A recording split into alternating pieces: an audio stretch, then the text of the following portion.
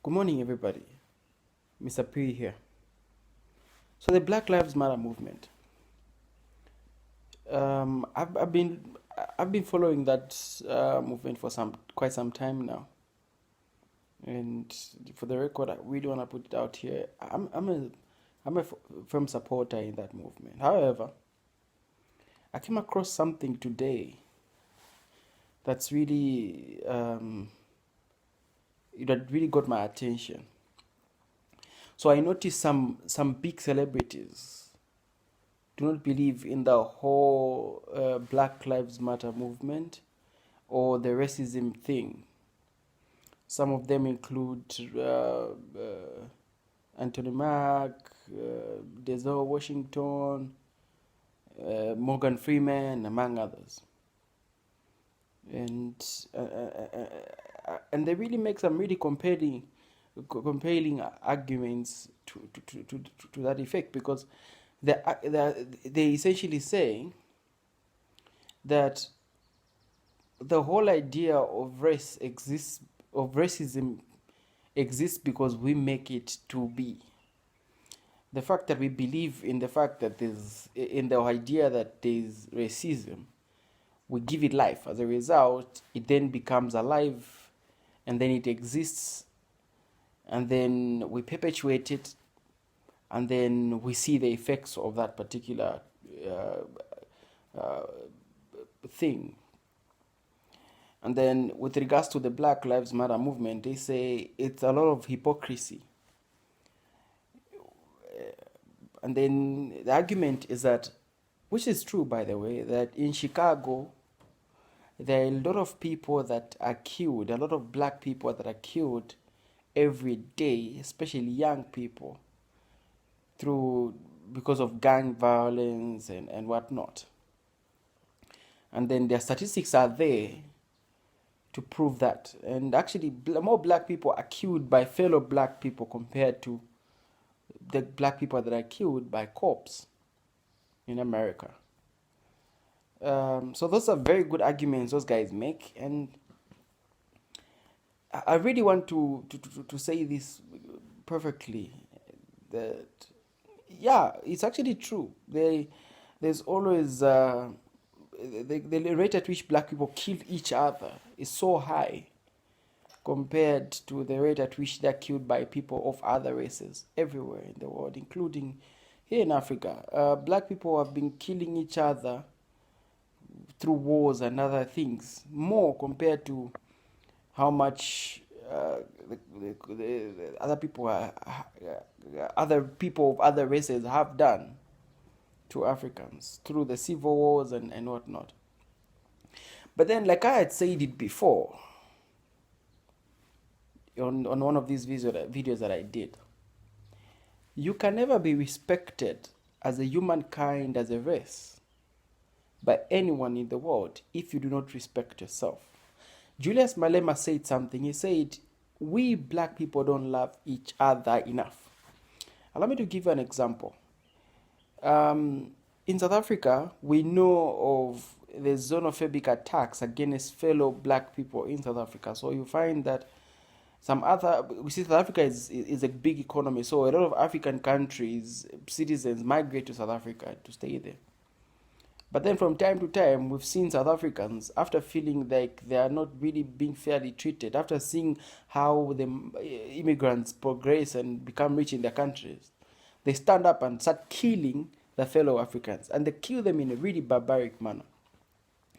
So what Malema said, he said, we black people do not love each other enough. And that's true, because if we continue killing each other ourselves, how do you honestly expect somebody else of another race to respect us?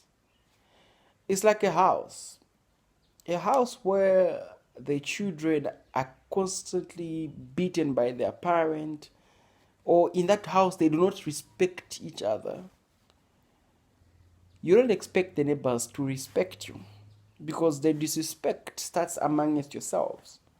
So unless you guys are united in your race, and you avoid any level of ridicule against yourselves as a race, nobody's going to respect you, and that's a fact. And that's what's actually happening now. I've actually been thinking deep about that, and those guys make some really good arguments to say that it's hypocrisy actually to think that it's wrong for a black man or a white man to kill you when you're killing yourselves daily in great numbers.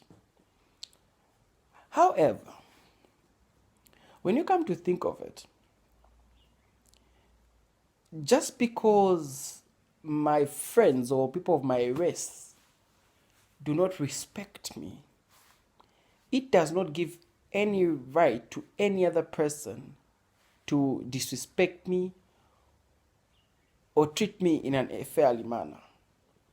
Matter of fact, the whole premise of the Black Lives Matter movement exists because people are trying to create a fair ground so as to allow the police to be able to police the black neighborhoods, thereby decreasing the levels of homicides and murder that happen in the black community. They expect a police to act fairly and decisively in those neighborhoods so that they can destroy those particular gang fights and whatnot. However, that doesn't actually happen according to my research, because white cops don't go in the black neighborhoods, and if they do, that's where you see the behavior such as the ones they portrayed against a black man. So it also goes back to the systematic racism. But now, that is not an excuse for any black person to kill each other. It does not make sense. So here's my simple suggestion. My simple suggestion is this. First of all, you gotta acknowledge that black people don't love each other because they don't have equal opportunities amongst themselves. They don't have jobs, and therefore they have to constantly compete for the little opportunity available to them. And that's why there are all these gang fights, because those guys are engaged in illegal activities and then they fight against each other, turf wars and whatnot. So what do? The big celebrities have got a huge responsibility to make sure they do the following. Create enough opportunities in those black neighborhoods so that the very people that stay in those neighborhoods can now stop doing those illegal activities and find themselves jobs. You create industries. You give them homes. You create opportunities for them. I think that's the only way. You see, I'll give you an example. The reason why in Congo there are all these constant rebel fights and wars is because there are a lot of minerals there. So what happens is the interests that exist in Congo would not like it if Congo DR was an organized state. They don't like that. Because when that happens, it means the prices of the minerals will actually go up. They would like the people to continue fighting amongst themselves so they can access those exploit those particular minerals at a very low price, like you've seen over the years. And that's why they are constantly given weapons to fight amongst themselves, therefore taking advantage of them. So the only solution to end the Congo scenario is to make sure that Congo, number one, has got a stable government, it's got a stable economy, people are working, we legitimize some of those mines that exist in Congo. If that happens, some of those rebel groups will actually disappear. In fact, we've seen lately in the past few years, Congo has been stabilizing the economy, and therefore the wars and whatnot have gone down. That's the same concept that can actually apply in America, where black celebrities, black rich people, billionaires, why won't they go to Chicago, especially those very areas where these wars and these gangs exist, buy up some properties, the Oprah Winfrey's of this world, Jay-Z's and all these guys, go there, buy some properties, buy some lands, buy some houses, create some companies, create some opportunities where the youths, the young people can find themselves jobs.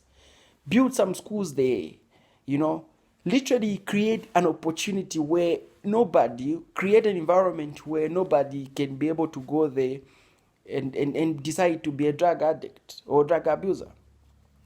Because that's what essentially the white people have done. They've created investments amongst themselves so that their neighborhoods becomes, everybody goes to work, everybody has got something to do. And that's why you find it's easy for their police to police those neighborhoods, because everybody's busy doing something. So I don't understand why black celebrities and all these people with influence find it easy to be so vocal against these mistreatments, and yet they don't really want to do something tangible on the ground. Louis Farrakhan and his Muslim brotherhood thing, I think, Muslim nation, something like that, Nation of Islam, I think. To me, they've been pushing that they should have their own state of black people, which is a very good idea if you ask me. Create their own state where all the black people stay and live so that they can flourish, like Black Wall Street that existed before. Why won't the black people create their own Black Wall Street? Tyler Perry just made one of the biggest achievements in Atlanta, where he built up a studio. Why can't we have a black bank, black TV, okay, obviously you guys have got the BET there. Why won't you guys create your own economy, create environment that will allow every black person to have a job? That way, you reduce these homicides, so that people can now respect you as a powerful economic player in the country. When you are a powerful economic player in the country, they'll respect you. That's why Jews are respected in America, because they've got a powerful economic influence on the American society. So, how does that affect me living in Africa and Zambia? Again, like I said it in my previous videos, look them up. I said, as long as a black man is not respected in America, either by his own people or by other people of other races, everywhere else a black man will never be respected. Here in Africa, we see the evidence of that. That's why some of us take keen interest in these issues. We study them. We pretty much know much information, probably more than some of the people living in the United States. And we probably have better ideas when it comes to information. And again, I say this. The ultimate solution to some of these issues, if black people, successful black men, could have a base back here in Africa, buy land, invest here in Africa, people will respect them as a fair economic player, because in this world, you are nothing unless you have got money. You are nothing unless you've got something to yourself. So, unless you've got money, influence, they'll never respect you. So, black people have got an opportunity everywhere to come here in Africa, invest in different countries that exist in Africa, create big industries like Econ has just done. What are you doing? You're essentially creating a base back home, so that when you come to America and present yourself as a black man, they know that, okay, we need this guy because he owns this mining company that produces copper, the copper that we need here in America. So they'll treat you fairly. They'll give you proper concierge service because they understand the value that you bring. But if you're just going to be bringing actor, musician, whatever to the table, minus bringing tangible influence that come with diplomacy, like coming from a country, you'll never be respected. Today, Akon is given a different treatment because of his investments in Africa, his influence in Africa. So, I hope I've really addressed this issue according to in the best way I could, to say, yes, I support the guys who do not believe in the Black Lives Matter movement, because, yes, essentially, if you come to think of it, it's kind of hypocritical. However, I believe the solution lies in you people investing in yourselves, investing in your communities. The Black Lives Matter movement will continue saying, the hashtag will continue being said, and you will never stop until all of you unite and create your own powerful economies amongst yourselves. Thank you so much for watching. Keep supporting Mr. Phiri. Subscribe to the channel. Follow me on Twitter and Facebook, Mr. Phiri the Motivator.